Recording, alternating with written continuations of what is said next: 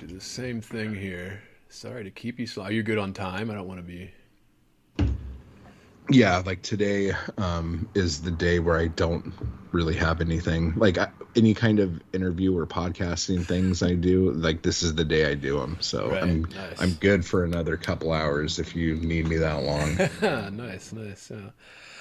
All right, welcome to another episode of Heavy Board Presents JerkShop. I am Andrew Wittstadt, and my guest today, returning to the podcast, is Matt Wall, poet, musician, Renaissance man extraordinaire. Matt Wall, welcome back. Thank you for coming.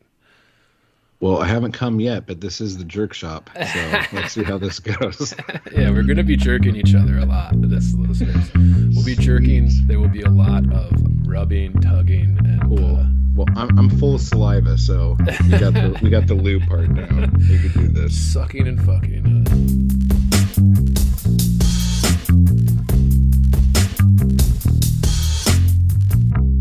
Heavy. Bored. Heavy. I am heavy Bored.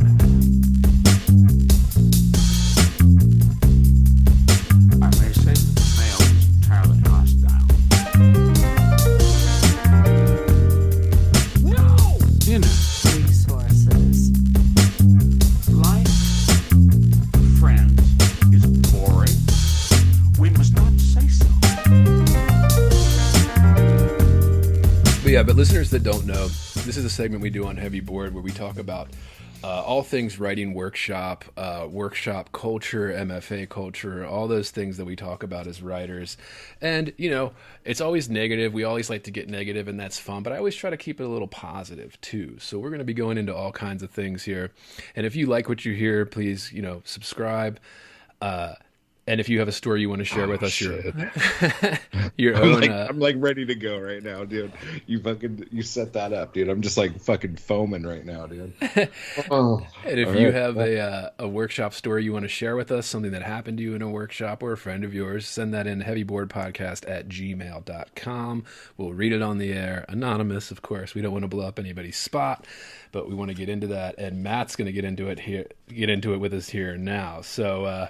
I wanted to start this off, Matt, with just give listeners a little bit of your background with writing workshops, like your experience with them and all that. I have never workshopped, because there's two different things here. There's like going to a writing workshop to pick up some tips and do some writing there. And then there's like workshopping your manuscript or workshopping your poems.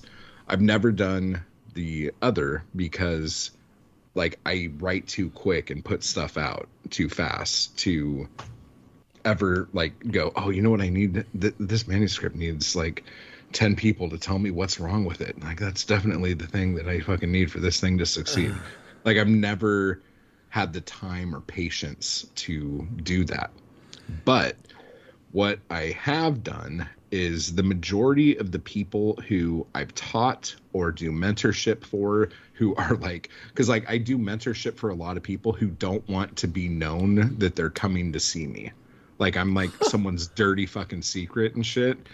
But for the majority of those people, my whole job is basically uncolleging people, like taking like the years that they've spent at university and breaking them of all of these horrific habits and things that they were fucking taught in fucking workshops. And so that's kind of like, I'm probably the most negative fucking person that you could talk to about workshopping something. So like, I don't know, like, I don't even know where you want to start with this, but like, it's like a fucking, like workshopping a story or a poem is a fucking camel. It's a fucking horse built by committee, and like, I've never been a fan of that and just the idea of it. But, and did you take any like, just like high school, like kind of workshop stuff or like any type of like college, like community college, like workshops or anything? Yes. In college, like I attended some things like that. And then after I decided I was going to be a writer, I took different workshops from people who have succeeded doing certain things. Because that's another thing. Like, don't take a fucking workshop from somebody who can't fucking do the thing that they're telling you to do. Like, if someone is not successful doing their fucking thing, don't listen to anything they have to say. Because whatever the fuck they're going to tell you is just something they heard from somebody who was successful, you know? So, like, that's my 2 bits on that. Yeah. It's I would say workshops are contentious, right? Like workshops are there's lovers and haters. I mean, with everything now there is that, but like with workshops especially, there's like people that swear by them, right? Like don't know what to do in terms of editing unless they go through one, and then there's people that are like completely reject it, or you had a couple bad experiences and that was all you needed to be like, hey, you know, I don't think if this is worth it. And there's something to that. I think there's something to like you said, kind of saying fuck this and doing the work on your own. But what I always like to ask listeners is the first episode of this I ever did is because I had a few listeners write in and they were talking about what they called workshop culture. Culture. And I'm always just like, what do you think of when you hear that workshop culture? I think when I hear that is a bunch of people who feel like someone's going to share something, and then if they don't come up with something that is groundbreaking that they need to change, people in the group won't think that they're smart. So even if the story you're sharing doesn't need any fucking changes at all, there's going to be people there whose whole purpose in being there is to try to convince you that you do need to change something so their clout in the fucking room goes up. This is why if you're going to workshop anything, do it with some friends of yours that are also writers that like you know and respect and you guys could like shoot the shit about. But going into like these cold fucking workshop groups, or like I know people who've been in MFA programs and the people in the workshop group are the other people in the MFA program, and you can't fucking get away from that. Whatever, that's your fucking plight in life, deal with it.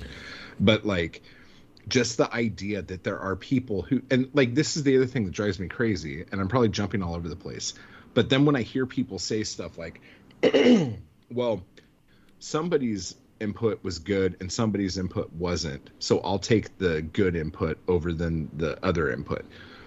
When you are starting to subjectively guess what input is better than the other, like what makes anyone's input any different if the whole purpose is the workshop itself and workshopping the thing? The whole idea is that, I don't know, just the idea that someone can have a bad idea and someone can have a good idea. Like, who's the arbiter of that? And I know it's the writer, but the whole idea is getting other people's opinions. So it becomes a contradictory practice, like the second motherfuckers start talking. I don't know. I just like you have to understand, I have worked with so many fucking people who've told me every fucking horror story under the fucking sun, and feel like they can't do anything unless people critique the fuck out of their shit. Oh, well, this isn't ready because I haven't gotten enough notes on it yet. Like, what the fuck are you talking about? Just it. Like, do you feel good about it? Are you done with it? Like, when you finish writing, do you lean back? Like, what do you do? You know, it's like, fuck, man. But yeah, so. Well, you raise a good point. I think the point that I would latch on to, at least right away, I mean, you made a couple great ones there, was about... Is it about the person whose whole job is to talk shit? Yeah, well, it's about when you, like, the structure of it, the purpose of it is to go into the room and then have people critique it, right? Like, it's not to have people praise it, right? Like, the structure of a workshop is to have people point out flaws.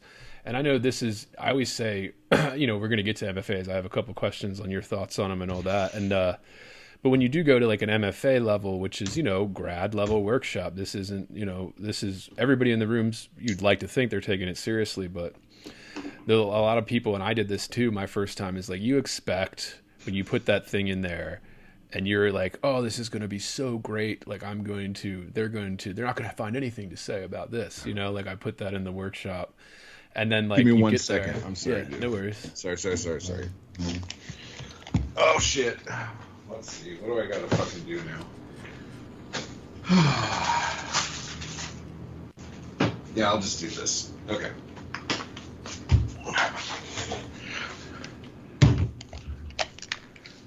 Dude, I'm sorry. I just got all fucking mad. What? I got all fucking ragey thinking about all this shit, and so now I'm like, okay, I'm either gonna fucking start getting drunk right now, or I'm gonna fucking go take a shit. Like, I'm fucking mad. Like, I don't know what to do. It's already starting. The jerking is happening.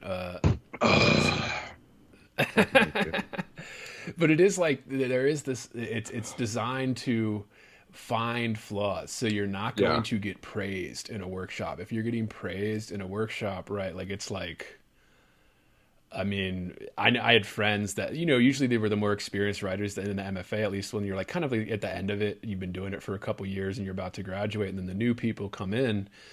And then they tend to like praise like the older, wiser person. And then I had friends that would be like, kind of like, come on, dude, stop sucking my dick. You know, like, come on. Like, there's got to be something in here that isn't quite working for you. Like, you couldn't find anything, you know?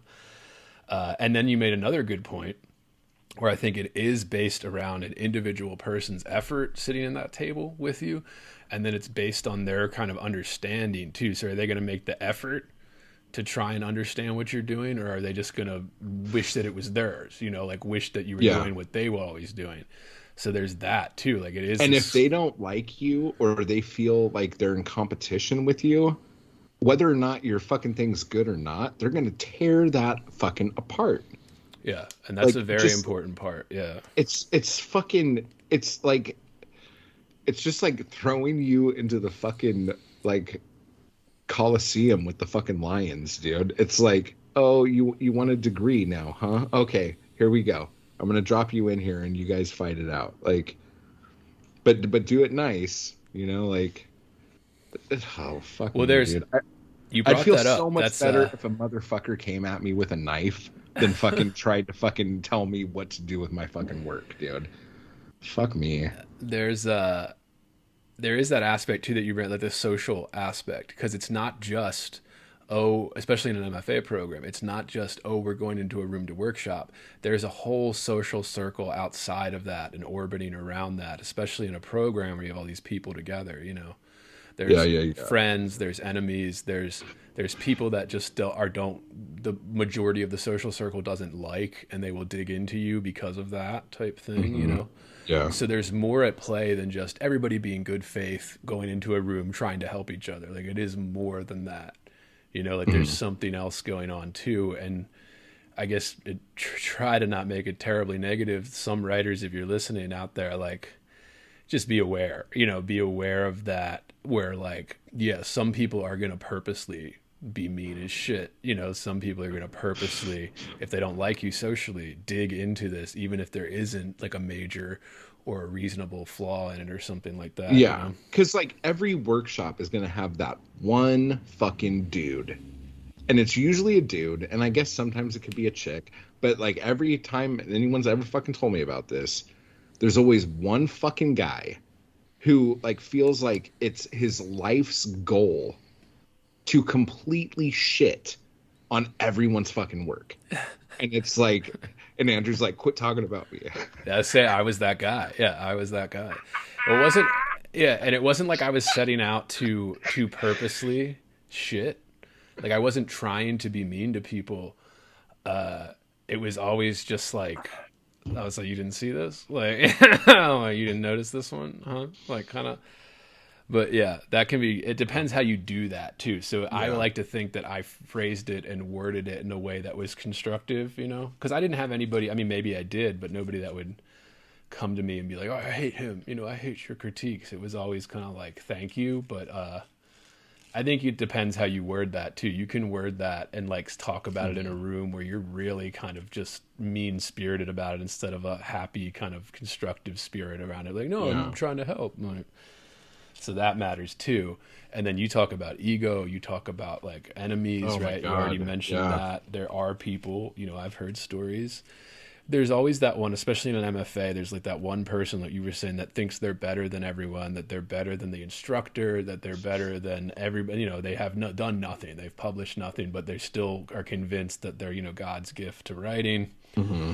And that can get annoying pretty fucking fast too with I've had a couple people who have actually been in the Anarchy crew who, like, even though no one ever asked for any fucking critiques or anything, they are from that mindset. They're from that background.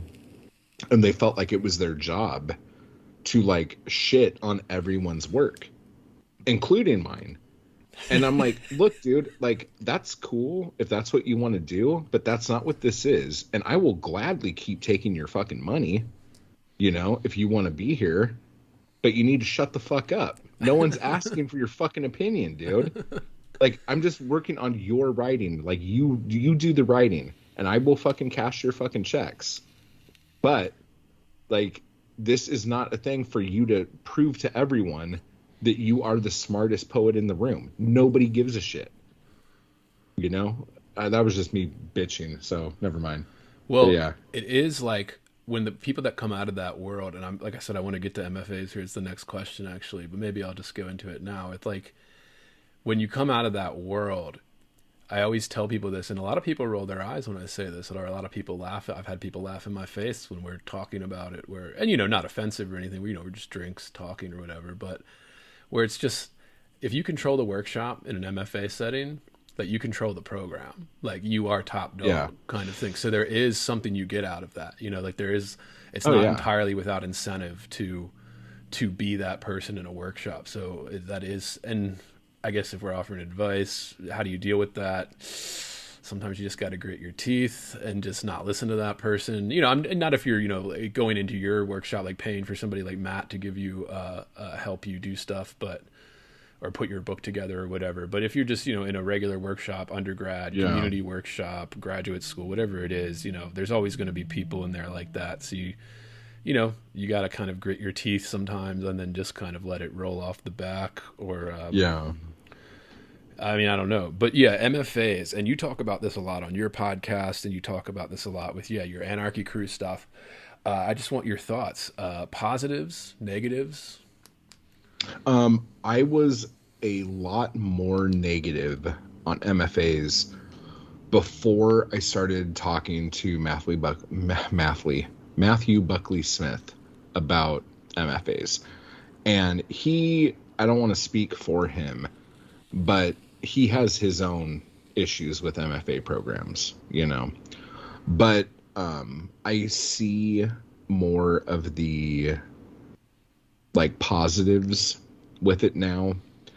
The problem I have with a lot of the people who I've worked with is that they had a voice when they were writing. And then they realized that they weren't getting the grades that they wanted to get. So then they started writing like their professor writes. And then suddenly their professor loves their stuff, and their professor gives them the grades that they want.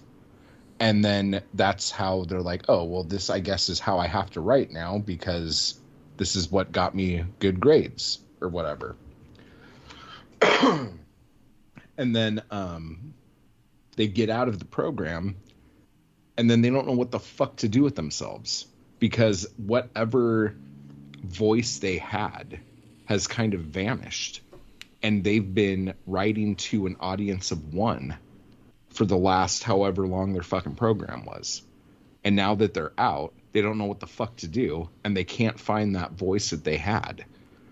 And that's why I get so like passionate and pissed off about this, because I've done this so many times where I had to fucking like declutter someone's fucking brain and like take them back to square one and then start them up again to get them to find who the fuck they are because of that shit, So it's like, I know not every MFA program is like that, but I know that there are, from what I've been around and talked to, enough professors who do this kind of shit that make it a fucking problem. So with that said, I have an issue with it. But the doors that it opens for you is more than you will get if you don't have that MFA. Right. You know, so like you have to weigh that out, and you have to just know yourself and trust your fucking instincts, trust your writing when you're in that. Once you hit the MFA program, you should already be who you are going to be as a writer. And then the MFA program just like takes you up to that next level. Right. But for a lot of people, whoever the fuck they were is gone because they're trying to appease that one fucking person. I know exactly what you're saying. I know exactly what you're saying. There, I've seen it happen where I've seen it. And this goes into what we said earlier, listeners, where there's like that social circle matters. So if somebody doesn't like you in the workshop, and you know, if you're trying to do something and they'll harp on you just because they don't like you socially, so they'll find every little thing wrong with it, right? And they'll even go, I think, bad faith in that direction, where they'll take it too far, where they're like, yeah, you know, this isn't your style, but you're going away from craft now and you're going to the personal style. So you have to kind of keep that in mind to be a good reader in a workshop, which of course we talked about already as being one of the major flaws. Not everybody's a good fucking reader in a workshop. But I've seen it happen. I've seen friends, even instructors, that will harp on students, especially if it's kind of a socially awkward student, or, you know, borderline autistic or some bullshit, you know, like kind of an awkward, socially awkward person that doesn't quite fit in with the group. And then, you know, they will harp to the point where it will be trained out of you, the kind of originality or the cool thing you were trying to go for that wasn't quite working, but, you know, maybe with a little bit more practice, a little bit more work, you'd achieve it.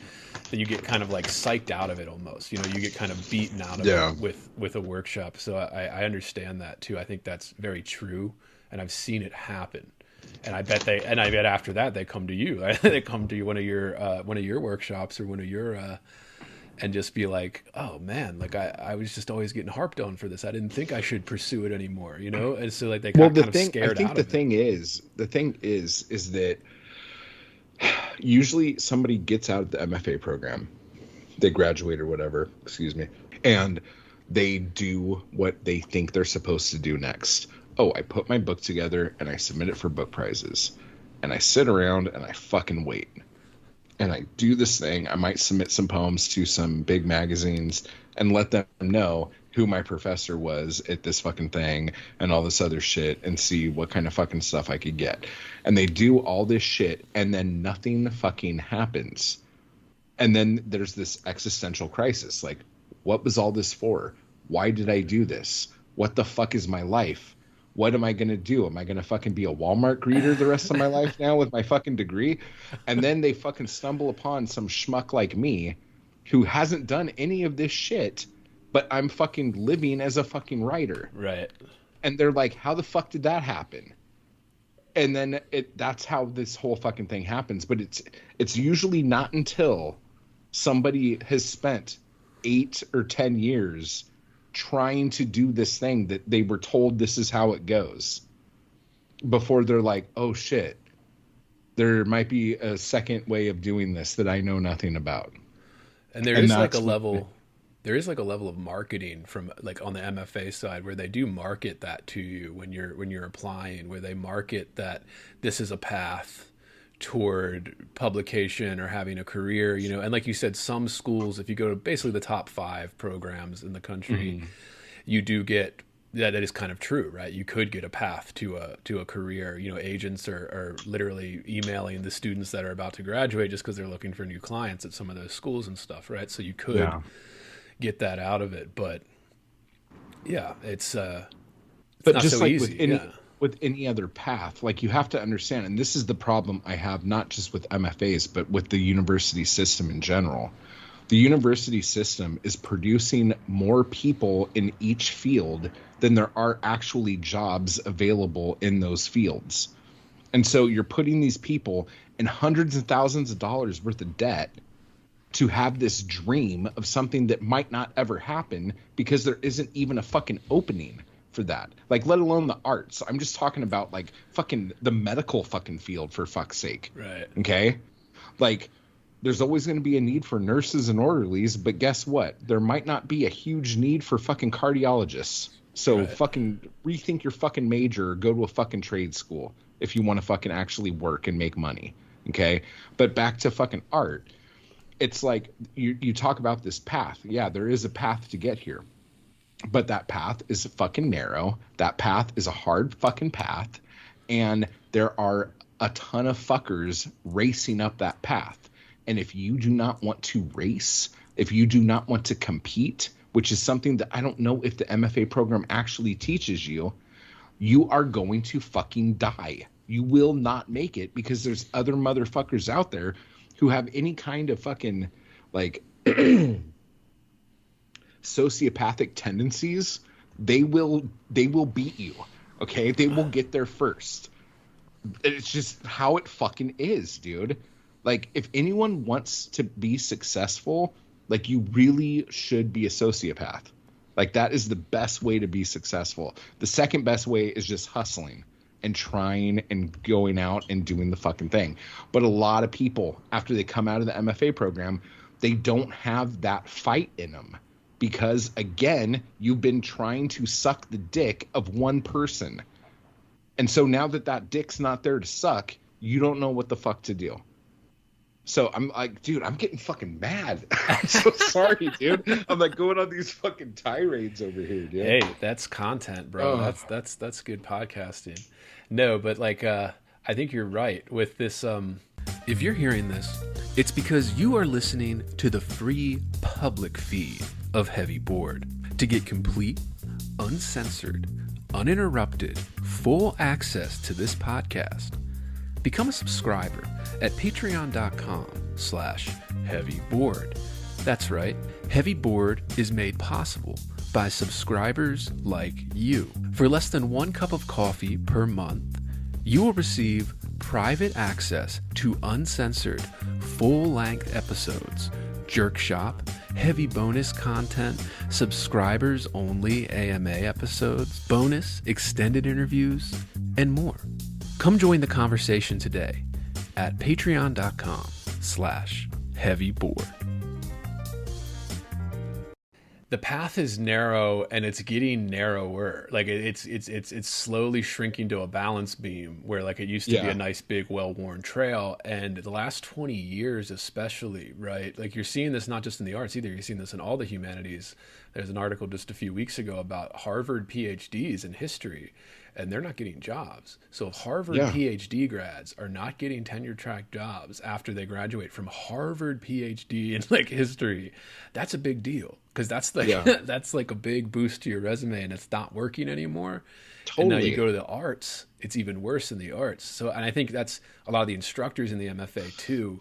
A lot of them have done it for so long, they don't even understand like what the industry is now because they're kind of grandfathered in to the old world where you just go get an MFA and you make a few connections and you get your book out and you get a teaching job.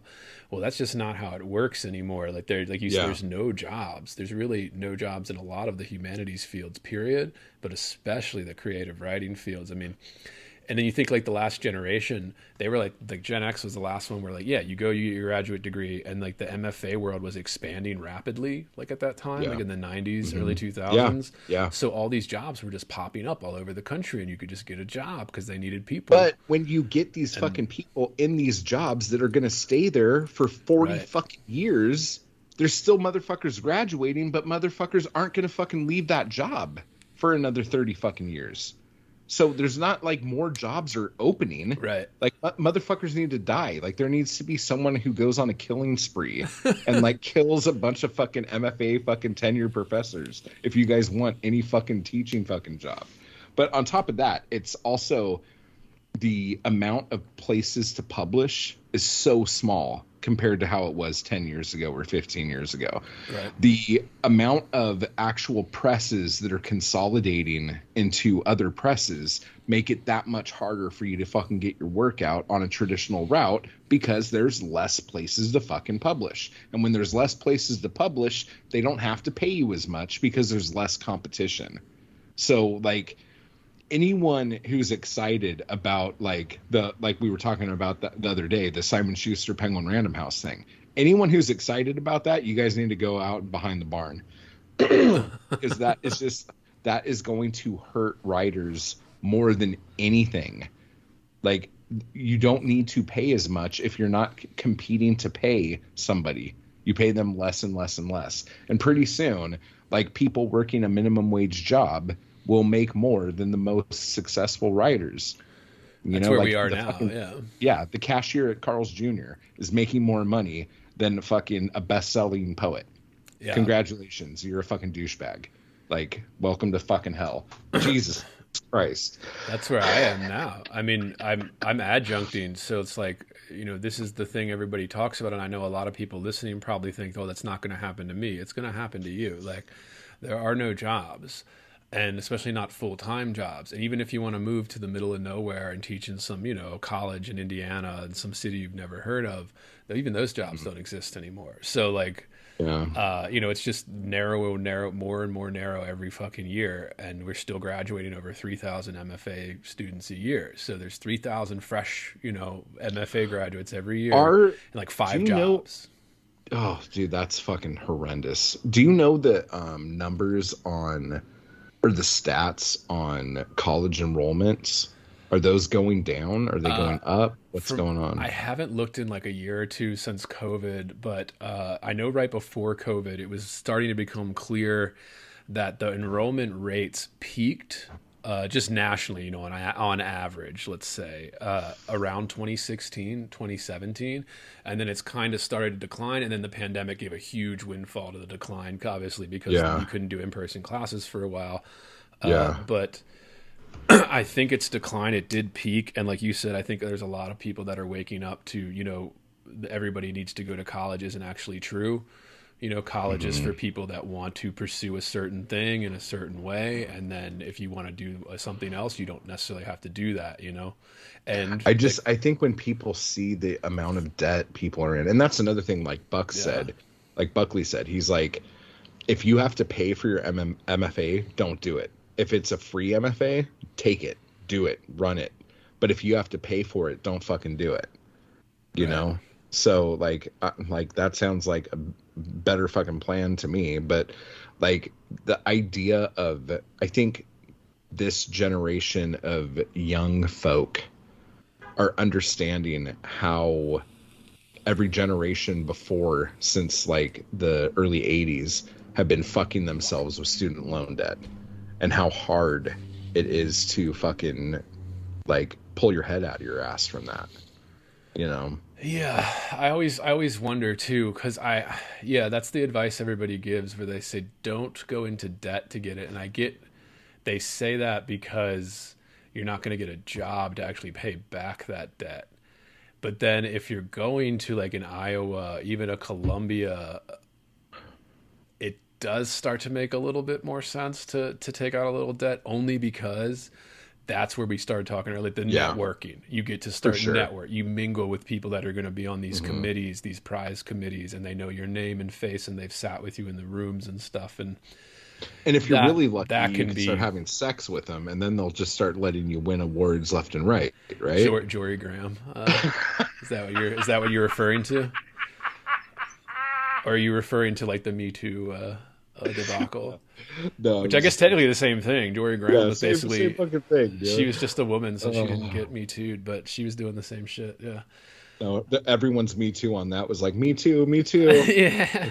Shit, dude. And even Jory Graham now, like you see pictures of her, shit, I wouldn't have said no. If she was trying to come after me, I would have been like, yeah, baby, whatever you want.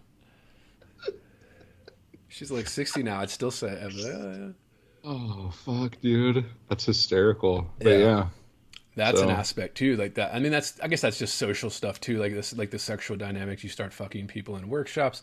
You have this many people coming together. They're spending all this time together. You know, it's inevitable, right? Like that's going to happen. There's going to be hookups. There's going to be all that kind of stuff. A lot of marriages. I met at my MFA. A lot of people met their spouse, you know, and then got married, you know, after. because you're like-minded, it brings you together. You have similar interests, if you're attracted to. Let me ask you a question, actually, now that you said this. Not the thing about the other thing, but something else. Out of the people who were in your MFA program, how many of them are still writing poetry? The people like in just my year that I know, or yeah, like your cohort, like your that fucking. I know of. I think it's me and maybe one other person. It's like that with every fucking person I talk to, dude. That's so fucking weird. What do you think that's about? I think it's about, well, it's complicated, but if I could give like an overview answer, it's like, it's because like we were talking about where you're sold a bill of goods, you're sold this kind of, it's like you will be a writer at the end of this. And that's partly true. If you put in the work, you will be a better writer at the end, just because it's forcing you to write all the time, and you're actually getting critiqued in real time and stuff. So it does kind of force you to work a little harder, maybe. So you get that push to go a little harder in a direction or something, and that helps. But I think it's that, and I think it's also that just because it's an industry that's based around people that want to be writers or want to have a fantasy of being writers, it doesn't actually teach you what it takes, like you were saying, where there's the hustle aspect, but not only hustling, you have to produce. This isn't like, oh, let me take 5 years to write one novel and just leisurely write it. This is, you have to produce or you're dead. You're done in the water. It's not like it was like in the 80s, or in the fucking 90s. Like, it's a completely different world now. And a lot of stuff, like you said, the publishing options are smaller. So even if you're writing a novel, well, the publishers are less than they were 10 years ago. There's less options. Even then, if you're writing poetry, which doesn't sell anyway, publishers are even less, than that. So it is, and I think people do get burned out. It's also very demanding because if you're MFA, a lot of people forget it's not just writing courses. That's a big chunk of it, and a lot of schools emphasize that. But it's also, you're taking lit classes. You're taking a lot of these, PhDs with creative writing. They require language classes because they're lit PhDs. So now you have to take a language and be pretty much fluent in it if you want to graduate. There's other work on top of that just, just your normal grad school work that burns out a lot of people. Grad school can be difficult depending on what your subject is, where you're going, and all that. But I think there's that burnout. And then I think it's also just, Vonnegut wrote about this when he was teaching at Iowa. And he was saying, when he walked into a room, he said he already knew by, the first couple of weeks that there was maybe, classroom full of 25 students. Of those 25, there was one or two that he could see right away that knew, he's like, they have what it takes, kind of thing, Yeah. These people are just more talented than the others, whatever it is, more advanced, whatever it is. He's like, and then you kind of see that play out 2 years later. We're like, oh yeah, I knew that guy was going to actually make it, or that girl was going to make it because I had them in here, and I was like, yeah, you're one of the two that has what it takes. But even if you have what it takes, then there's all the other bullshit that we were talking about, so then you can get beaten down by that. Even if you're good enough, you're talented enough, you can still get eaten up. Talent means absolutely nothing. Talent is the last thing you need to become a successful writer. Like, you need perseverance. Like, you need the iron will to succeed, like, beyond anything else. And you need to know that, like, you will give up everything in your fucking life that means anything to you in order to fucking achieve that goal. Those are the people who make it. They don't have to be talented. In fact, like, if you were to go to a pitch meeting, or if you were to go to an agent or something right now, like, one thing that you would need to, like, I don't know if they actually ask for this, but I know they like it when you say it. You need to let them know how many people follow you on social media. Like, and you need to have that number be fucking big, and also know what your engagement is. Like, you could have 1 million followers, but if you only have 7 likes on the last fucking dumbass picture you posted, no one gives a shit. Right. You have to have engagement. And the other thing is, if you ever go into a pitch meeting, like, this is where everyone fails, dude. Like, they have this book they're working on, or their manuscript's done, and it's this big thing. They're always going to ask you, and what else you got?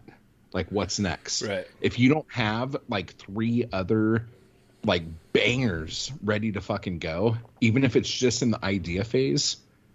If you don't have like a future, they're not going to take the one book in hopes that it works. Right. They're going to take the one book in hopes that it works, so that they build your name up, so that second book you write could sell twice to 3 times as much, and then the next one sell 10 times as much. Right. So if you don't have another fucking book in you, then just put that book up on fucking Amazon and like eat a lollipop. Like, I don't know what the fuck to tell you. And I know if with like, fiction, I'm not trying to be a dick right now. Yeah. I'm just like trying to be real. And I know with fiction writers, I've had friends even, I was on the poetry side of things, but I write both. A lot of writers like to write both, and that's fine. It's like, but because the MFA emphasizes the short story as like the form, and I get there's reasons for that. I had a guest on here who was telling me, she had her novel, my friend of mine, and she had her novel come out, and she was saying, there is this emphasis on short stories, and she was saying it might be because, you're in a room for 3 hours once a week. So, we don't have time to go over a whole novel, like we can just do a story at a time type thing.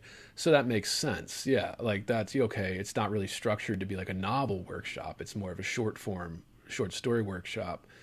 But then when you get out into the world, and if you've only been trained to do short stories, well, publishers don't give a fuck about short stories because they don't sell. They want a novel. They don't want a short story collection, Like, this is where I'm going to fucking start saying this is where the publishing industry is fucked. Yeah. I want to hear this. Yeah. The biggest things that get attention right now, like, are Twitter posts, fucking Instagram posts, maybe if you're lucky, a blog or a Substack thing or a fucking newsletter. Right. If this is the content that the majority of people are taking in, the publishing industry needs to go, oh, we should be putting out standalone little books of short stories because this is the attention span of the majority of people in the fucking country. The fact that they don't do that because it fucks with their paper fucking quotas and all this other fucking shit that they have to do to sell pallets. Publishers sell pallets of paper to places that sell pallets of paper. They don't give a shit about the actual fucking content. I know some people say they do, and there's editors that do, whatever. The actual company wants to sell bricks of paper. Right. But the majority of Americans aren't reading bricks of paper. They're fucking reading Twitter posts. You need to be able to sell something to people in bite-sized chunks that change their fucking life.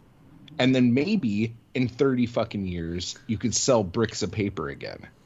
But since the magazines are dead, and everything else that does small content is dead, and the fucking people who take MFAs are learning fucking short stories, like, lay into that. Like, I don't know why there's so much fighting against like tradition and like what trends are happening. Like, the publishing industry is fucking ridiculously stupid and stubborn. Like, they are so hard to change. Yeah, I thought a lot about that with the industry, with publishing especially. These, since there is all that's left are these huge conglomerates, these huge Fortune 500 companies, or maybe not so much anymore. They're not even that big anymore. But it's like they're. You would think they're. It's hard to change the direction in the water when your ship is that big. So okay, I can give them, try to be fair to them there. But like, so you can't just shift directions with the wind necessarily. It's going to take 10 years for them to change direction because it's just such a fucking huge every ship that big has a ton of lifeboats on it. Drop the fucking lifeboats and let the lifeboats go where they fucking go while you're turning the fucking ship around. And the other thing, it's like, they're trend chasers, right? Like they're the old, at least 50 years ago, even 20 years ago. I think the publishing industry viewed themselves as trend setters, where they would take a chance on something and just say, oh, maybe it'll be a new trend. Fuck it. Maybe we'll get people into this new kind of grungy shit or this new kind of high-minded, whatever it is. And now they're just chasers. Like you said, they're chasing posts. They're chasing stuff that isn't even published stuff. They're chasing like Twitter posts. They're chasing TikTok stuff. And they want to know that you can market the book better than they can. Right, exactly. Like whatever they have to do the least amount of work doing. And then I don't know if you've noticed this, but if you pick up these books that are like the New York Times best-selling books, you pick them up and they weigh like they're so fucking light, but they're a big book. And you open the book and the font is so big and the line spacing so wide. When you look at it, there really isn't even anything there. Like, it's a TikTok post, yeah. Dude, you could take that same book and make like a little 100-page pocket book that you could sell on spinner racks at gas stations to just train the fucking population that reading might be fun. Like the fucking direct market killed comic books and it's killing fucking literature. Like you don't have newsstands anymore. Right. And that is like one of the biggest fucking like downfalls. Like the Barnes and Noble Superstore like changed the world for a little bit and now it's just hurting it. Like it's so fucking stupid. I used to see fucking paperbacks everywhere. Right. Like little paperbacks at the fucking drugstore, at the fucking gas station, like any fucking place the liquor store, they had a little fucking spinner rack of fucking little nasty books, you know? Like you cannot go anywhere and find a book now unless you're in a fucking library, and the only reason why you went in there is to get directions on how to get away from there. Yeah. Yeah. Well, like I've talked about this all the time, the cultural relevance. And I think that a lot of publishers, they claim they don't have the resources for this, but I'm like, look, man, like you don't need a whole lot to do a social media marketing campaign. You need like 10 grand. You need none. The fact that my fucking neighbor could do a fucking social media marketing campaign. You live in a fucking giant fucking building full of fucking worker bees. Figure it out. Yeah. Jesus Christ. I'm not huge for people losing their jobs or nothing, but you could fire 30% of your workforce and just fucking have one dude fucking clicking a button on a fucking computer that probably does the exact amount of work that all those other motherfuckers are doing. It's so fucking stupid. And I think this gets to something too, where there's like the trends and like there's kind of this, you see publishers putting a lot of effort in right now with the kind of, you saw the Ian Fleming stuff, the Roald Dahl stuff, the Agatha Christie. They're putting a lot of effort to whitewash books. Yeah. These kind of older books. They're trying to censor them to save the world, I guess, is what they think they're doing. But it's like this. Well, they're not doing it. They're not doing it to save the world. Like the Roald Dahl thing, I understand why they did it, in the sense that, like the kids the estate got the rights to everything, and they changed everything so they could sell it to Netflix, so Netflix could make a big series of all this other shit. And then that way, when the books come out, the books will match what the show has. I get that. Like, I don't agree with it, but I understand the marketing behind it. The Agatha Christie stuff and the fucking Ian Fleming, especially the fucking Ian Fleming stuff, it's so fucking stupid. Oh, yeah. Like, I'm a big fucking believer. And, dude, I read fucking Lovecraft. I read fucking horrific, awful, pulpy shit from the 20s and 30s where, like, fucking every racist and their mom was writing fucking books. Right. Okay? Writing stories.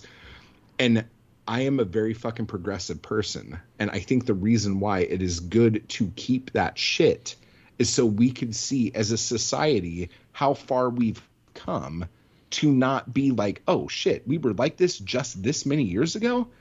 It's when you like eliminate all that shit.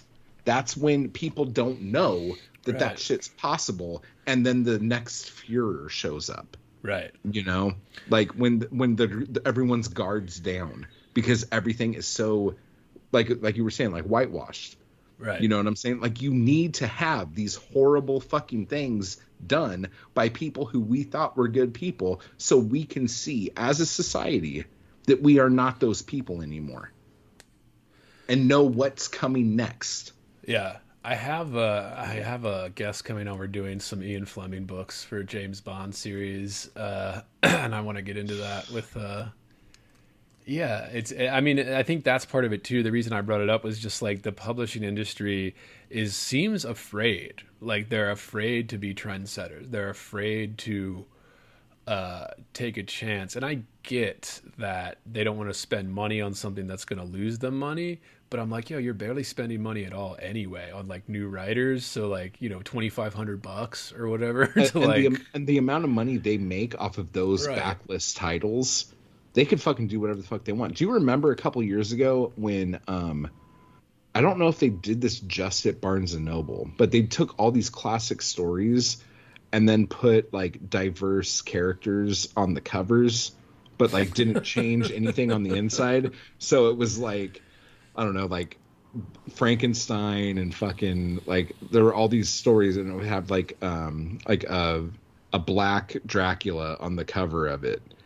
And then like, and my biggest thing was, I'm like, so you're like, are you trying to trick people who don't know any better? Like, they're going to read the book, right? If they get the book because like they feel represented on the cover, they're going to read this and go, oh, I just got bamboozled. Like, I just didn't understand the whole fucking thing. And there was like all this outrage about it and all sorts of shit. Oh, I know. It seems weird too. I'd love to see the metrics on some of that. I'm sure they're never going to make those public, but like how much it like because what is their motivation? Like they're trying to sell books, right? Like that's at least you would think. So they're just doing whatever to try and sell books.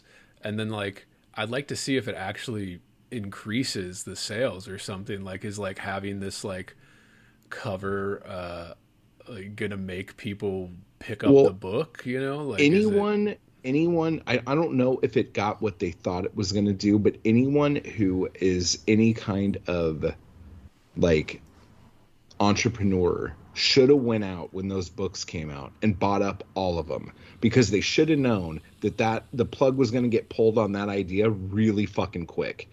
And then it sit on those books for 5 years and then you could sell them on fucking eBay. Hey, this is the book that had the Indian girl on the cover of Gone with the Wind, like just the lunacy. Like 10 years from now, we're going to look back at that and say like, who the fuck in their right mind thought this was a fucking good idea? Right. Actually, I agree with that. I think that's what's going to happen for like the whole trend we're living through right now is like 10 years from now, people are like, yeah, that was pretty crazy, wasn't it? Like, that was pretty fucking insane, wasn't it? Where we were just like putting like black people on like the cover of a book and being like, "What? Buy it, right? Don't you want to buy it?" Yeah, for real. And I mean, but I think you were saying this on some show. You said that there's two different things. There's the creative writing industry and the publishing industry. Yeah. Like I've been listening to so much of your shit. I have no idea where I've heard you say that. So it's like, but this is the idea. Like that is an idea from the publishing industry, right? Not fucking like the creative writing industry. You know what I'm saying? And my issue with it really is that it's part of that trend chasing too, right? Like they're not setting a trend; they're trying to chase like a TikTok thing or what Netflix was doing or something. Like they're trying to chase these other things, and it gets back to that kind of, everybody's acting like this is dead, like everything's over, like this is it, like this is, oh, well, there's nothing we can do, we don't know how to sell these. I'm like, your whole fucking industry is to sell books, and you can't like throw a few shit at the wall and see what sticks. Like, what are you doing here? Like, well, I'll tell you what we're doing. We're waiting for Stephen King to get off his ass and finish his next book, so we can fucking make enough money to fucking keep this ship afloat. Like all these other books, it's just a fucking smoke screen. We're just here to sell Stephen King books. Yeah, he gets his whole section at Barnes and Noble there. Gets his own. Like honestly, a lot of it too is just an IP farm. Like they're hoping that Netflix will come or HBO will come or fucking Amazon will come and go, oh, you have this book, we want to make a TV show about it. That's where the fucking money is. Right. It's not in their fucking stupid fucking pallets of paper. Right, you're selling rights or options, and that's where you get most of that money. But yeah, it's. I mean, this brings me to another thing where it's like, I mean, is there a way out of this? Like, is there a way, or your theories on it, at least your thoughts? Like, how do we get away from that and make books fucking cool again, or make, I think really it comes down to making books for the audience instead of trying to make the audience read the books. Because the audience has already shown that they don't really give a shit. Right. So you got to give them something that they will give a shit about. It's like that. I can't remember where I used this analogy, but it's like the two shoe salesmen who get dropped in the jungle. Like, they get dropped in the jungle and they start walking through the jungle, and they finally come across a bunch of villagers. And one salesman is like, "Oh, we got to get the fuck out of here, dude." And the other salesman's like, "Why?" And he's like, "Because these motherfuckers don't wear shoes. Like, none of them are wearing shoes. Like, we can't fucking sell shoes here. They don't even know what the fuck shoes are." So he starts leaving, and the other guy doesn't go. And he's like, "Why aren't you coming?" He's like, "What are you talking about? Like, this is the best place to sell shoes. They don't wear shoes. Like, all of these people are fucking barefoot. We could sell all of these people shoes." Yeah. So it's just this mindset, Right, it's like, if the readers or if the audience that's out there aren't reading anything at all, but they are reading posts on TikTok, they're reading shit on Twitter, they're reading shit on fucking Facebook, they're getting emails. If that's what they're doing, what about that is how you can fucking take something and go to there, meet them where they are. It's like that, that diagram. I can't remember what it is. It's like there's 3 circles. It's like the whole market, the approximate market, and then the actual market for anything you're selling. Like the whole market would be everyone in the world, and then the inner circle would be people who could like this if they were introduced to it. And then in the very bottom, the little tiny circle is the people who already like this stuff and want it. You know what I'm saying? Right. Like the book industry is trying to make that little tiny circle the biggest circle on the fucking thing. And just like logistically, it does not make sense. So I don't know. But the idea that they can't, I mean, dude, like I was doing the Kindle Gold Rush and all that shit. And back then it took a couple years before the big publishers started embracing ebooks, and we had already been putting them out for years. Right. You know, and like when they first came out with them, they like priced them at the exact same price as a paperback, which kind of defeated the whole fucking object of what you were trying to fucking do. Now I think the vision on that's a little bit different, but like I remember everyone thinking that the publishing industry was going to die because they weren't jumping on ebooks. And the majority of the reason why it took them so long to get in there is because like the big five was arguing about what percentage Amazon was going to give them. And that whole thing was fucking crazy. And then there was that whole like thing with Hachette and Macmillan, or I don't know, there was some fucking thing. And then like Hachette took all their books off of Amazon, and it was like this big fucking like, like what's going to happen? Either Amazon's going to go under, and it's like, Amazon's not going to fucking go under, dude. Like, give me a fucking break.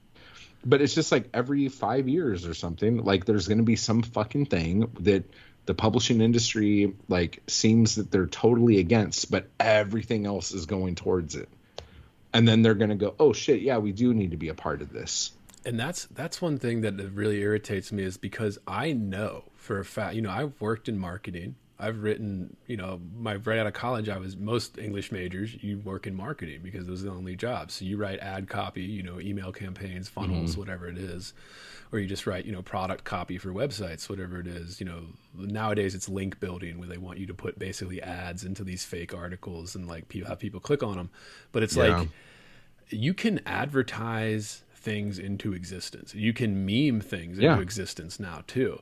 And I'm waiting for the publishing industry to see that and take, because right now they're relying on people doing that for free. They're relying on like Book Talk and shit like that for when somebody creates a meme or something and makes a viral post, and that's their marketing. And it's just like, you could be engineering that. Like, there are entire fields of marketing dedicated to engineering trends, engineering, dude, like, check like, this out. Like, just to sell books or tickets or whatever it is. I just had this idea right now. And like, if it was this easy for me to come up with, like, why the fuck aren't they doing this? But like, you know how like they're back in the day, there was the romance covers, and like Fabio was on every fucking cover. Get fucking I don't know, like Lizzo and fucking I don't know, Ryan Reynolds. I'm trying to think of people who people think are hot or whatever, and then just have them do covers for like all the classics. Like, oh, you want Vanity Fair with Ryan Reynolds on the cover? Here you go. Oh, you want fucking this book with so-and-so like looking romantic on the cover? Here you go. And just start putting fucking celebrities on the covers as actors, as the people in the fucking book, and the fans of those actors will go out and buy those fucking books, and maybe they'll read them. Like, who fucking knows, you know? But just something along those fucking lines to get the stupid fucking masses in the goddamn fucking store. It's like it's just like, why is this hard? That, and I'm thinking, like, you know, that documentary on Abercrombie and Fitch and shit that came out, where it was like, they engineered a product. It wasn't different than what anybody else was doing. It was the same jeans and t-shirts and all that shit that every other fucking store was selling. But they made it like cool. They made it like, oh, come to our store because it's like hotter and cooler than everybody else's, and it smells great, and look at this fucking music. You can't even hear anything. We're bumping it like a nightclub, you know? Like this kind of like, they made their shit through marketing alone, because it wasn't the product itself that was like better or anything. They just made their shit cool through like straight up marketing programs and like advertising, you know, hot people on billboards. Yeah. Like hot nude people, like, you know, not even wearing their clothes. They're just wearing like a pair of jeans. Yeah. Like, yeah. But that might be the problem, because like of the whole like body shaming thing, like having hot models doing hot things is not cool. You know what I'm saying? So like that fucking like, loser culture. Yeah. Fucking loser culture. Hot people aren't hot. A bunch of fucking virgins. Yeah, exactly. Yeah. Who are these fucking losers? It's gonna come back around, and then all of a sudden, like when you put a topless dude on some fucking ad somewhere, like that place is gonna fucking explode, because people haven't seen a fucking naked fucking body in forever. That's interesting. I think that trend is coming to an end, the kind of body. And, you know, it's always well-intentioned, these trends. Like, I understand, you know, people were feeling bad or whatever, but like, are we going to, you know, you can't make the whole world pretend that hot people aren't hot. You know, like you can't just like change everybody's psychology to all of a sudden, like, dude, seriously, like I knew things were starting to get better when I saw people wearing low-rise jeans. Oh, the low-rise. And like, I'm not trying to fucking be weird, but like you go to the fucking mall and you would go into like a real fucking store, and they would have a section, and it's like mom jeans. And it's like, are you fucking like the high-waisted? You have mom jeans? Right. Like, what the fuck is that? And like the clothes, and like I think a lot of it too had to do with Billie Eilish not wanting to be sexualized, right? And wearing like ridiculously baggy shit. And then all these like young hot chicks started wearing fucking potato sacks, right? Because they wanted to look like Billie Eilish, you know. But now Billie Eilish is like, hey, I'm an adult now, and here's my fucking pussy, right? And so now like everyone's like, oh shit, like, hey. Would you believe there's still an extra hour of conversation left? Well, there is. Matt and I chatted for hours while recording this. And if you want to hear the full, uncensored episode, you need to subscribe at patreon.com/heavybored, where you will receive full, uncensored episodes like this without any interruptions, ads, or anything else. And that's for subscribers only at patreon.com/heavybored. So, what are you waiting for? Stop sitting on the sidelines. Subscribe today and join the conversation. I appreciate it, dude. Matt, where can people find you? Where can you drop your handles and all that? Find your... Okay. Yeah, if you go to ihatemattwall.com, that'll take you everywhere you need to go. My YouTube is at Matt Wall, and you could join the Anarchy crew and do all that shit there. Instagram is at ihatemattwall, and you can also follow at Poetic Anarchy Press. there as well. Nice. Follow Matt Wall. Follow Heavy Board. This has been another episode of Heavy Board Presents JerkShop. Matt, thank you so much for doing this. Thank you, man. For real.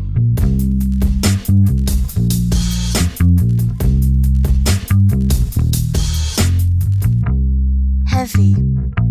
Bored. Heavy. I am heavy Bored.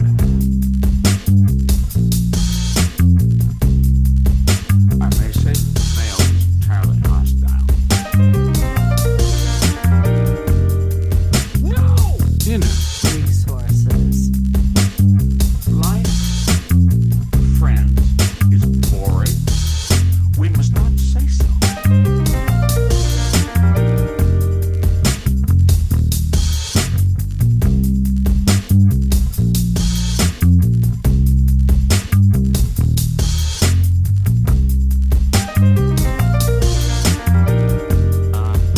Are you radioactive now? Inner. Resources, American resources. Being bored, Some activities are intentional, right? it shows such a lack Heavy. of gratitude for life. Bored. I aspire to boredom, I Heavy. should say. Bored. Heavy. I am heavy Bored. Has you the night sweats and the day sweats, pal? Pal, I do.